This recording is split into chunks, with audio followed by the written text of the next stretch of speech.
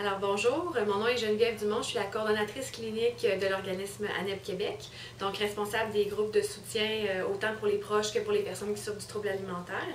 Donc moi je suis ici pour vous parler cette semaine de la semaine des troubles alimentaires qui va avoir lieu du 3 au 9 février, dont le slogan est « Les troubles alimentaires unis pour vaincre ».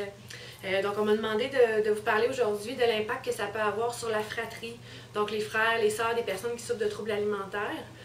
Parce qu'on le sait, les impacts sont très grands aussi sur la famille, hein, pas juste sur les personnes qui souffrent du trouble alimentaire. Le trouble alimentaire, ça touche vraiment tout le monde. Beaucoup les parents, évidemment, mais aussi les frères, les sœurs. Ce qu'on remarque, c'est qu'il y a beaucoup d'ambivalence chez ces personnes-là. C'est-à-dire qu'ils vont, oui, beaucoup aimer leurs frères ou leurs sœurs qui souffrent du trouble alimentaire, mais en même temps, ils vont avoir une certaine forme d'incompréhension. Parfois, ils peuvent même exprimer de la colère ou de la frustration à l'égard de leurs frères ou leurs sœurs parce qu'ils vont se dire, ben, coudonc, le trouble alimentaire, ça prend toute la place dans la famille. C'est ma sœur, par exemple, qui monopolise l'attention de mes parents, donc ils peuvent vivre de la frustration en lien avec ça. Aussi, on sait que parfois, les familles, quand ça va vraiment pas bien en lien avec la personne qui souffre du trouble alimentaire, ils sont dans l'obligation d'annuler les vacances, les sorties au restaurant, parce que ça cause beaucoup de difficultés dans la famille, beaucoup de conflits. Donc, les personnes qui sont là, mais qui, eux, ne souffrent pas du trouble alimentaire, peuvent trouver ça parfois difficile.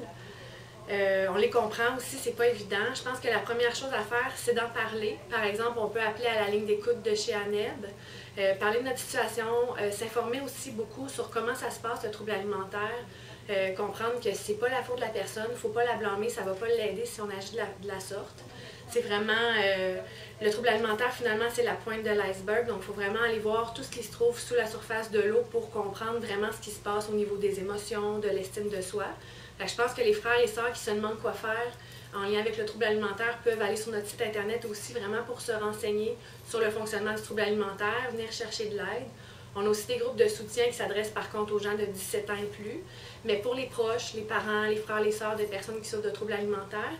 Donc juste d'en discuter avec des gens qui souffrent de la même chose, qui vivent les mêmes situations au quotidien, ça peut être vraiment aidant. Même chose aussi avec notre site internet sur lequel il y a un forum de discussion pour les proches. Donc là, on peut échanger peut-être avec d'autres frères et sœurs qui vivent la même chose aussi. Fait que je pense que ce qui est important de retenir, c'est qu'il faut briser l'isolement en lien avec le trouble alimentaire.